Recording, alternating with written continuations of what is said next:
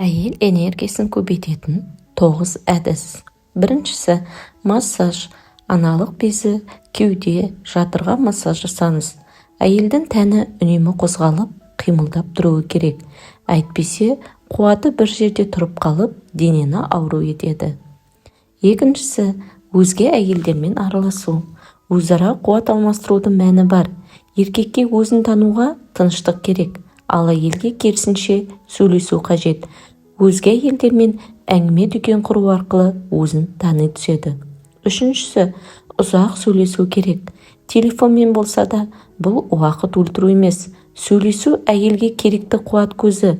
Сөз әйелдің ішінде жиналып қалады. Соны шығармаса, еріне қиын болады. Күйеуге сөйлесу жақсы амалдардан емес. Төртіншісі, серуендеу. Әйел күніне бір рет болса да сыртқа шығып, таза ауамен тыныстауы керек. Отбасының ұйытқысы әйел. Десек те оған табиғатпен қарым-қатынас өте маңызды. Бесіншісі, билеу. Әйелдің қуаты мен тартымдылығына септігі мол. Әсіресе арабша билер, латын билерін меңгеру қызық.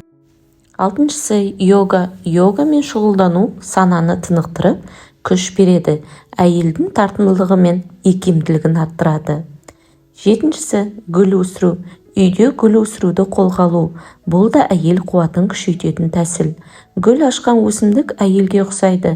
Оны өсіру әйелдің де күш қуатын арттырады. Сегізіншісі, көмек. Қол ұшын созу немесе көмек сұрау. Мен өзім деген ұстанымнан бас тартыңыз. Бұл ерлерге тән мінез. Тоғызыншысы, кітап дүкеніне жиі бару. Кітап толы сөрелерді аралау әйелге күш қуатын сыйлайды. Әйел білім сақтаушысы, ал кітап білім бұлағы. Дұрыс кітаптарды таңдаңыз. Әйелдің санасын желдіретін кітаптарға көңіл бөліңіз.